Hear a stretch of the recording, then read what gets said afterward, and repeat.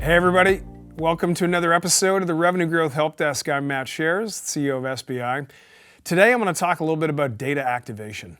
It's a question we often get, and I think for 15 years of SBI's time in market, we've never walked into an organization that was thrilled with their data. Most importantly, not that they didn't have it, but how do we activate it? And then how do we activate it with the functional leaders and our frontline leaders to make better decisions? So why do I feel this way? Why do we feel so strongly? If you think about the predictive capability and tying off between the three metrics that matter, and the metrics that matter are behavioral, leading, and lagging. Most people spend a lot of time focusing on the lagging metrics. They don't spend enough time pushing up and saying, what is the data I need that allows me to validate if we're doing things effectively?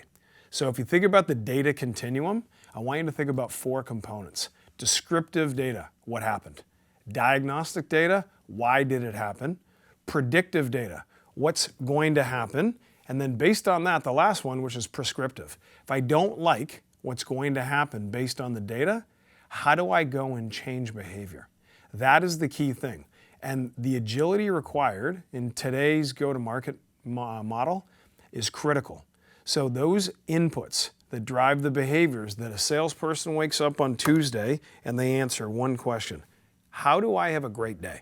You should be able to answer that. Here's an example for you. If you think about measuring the right KPIs and shifting from backward-looking to forward-looking metrics, right? Improving your market listening post to capture more market data. Think about your win-loss motion. How often and how quickly are you sharing data from when you win a sales campaign or lose a sales campaign? How often are you getting feedback on your customer personas, how they move through a buyer's journey, what they interact with on the website?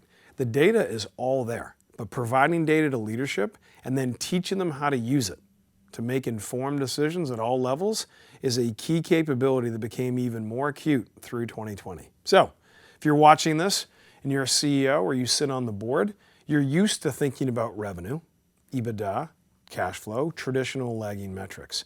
I would encourage you to push up and say, what are my leading indicators as I lead the company back to record organic growth? If I'm a functional leader, how am I thinking about pipeline coverage? What indicators am I using? New pipeline generation, what are the new indicators I'm using? What's the size and the shape of the opportunities coming into the pipeline? And then lastly, if you're an individual contributor out there slaying dragons, right?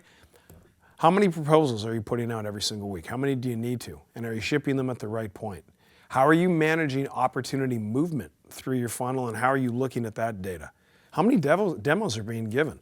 Being a virtual salesperson, we actually can make more sales calls, but we've got to be better marketers. So that's a little bit about data.